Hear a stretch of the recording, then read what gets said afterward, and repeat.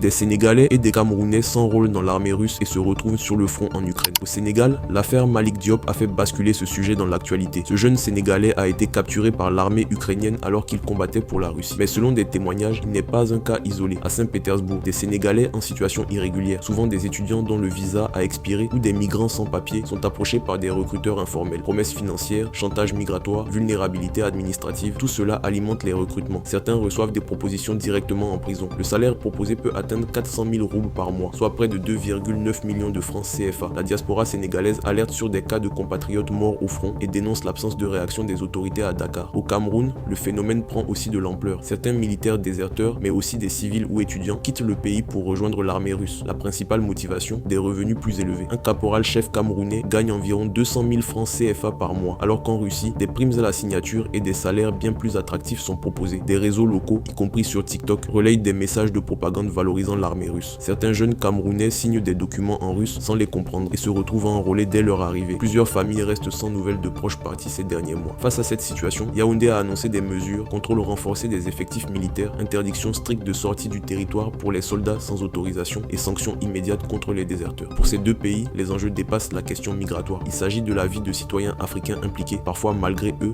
dans un conflit géopolitique majeur.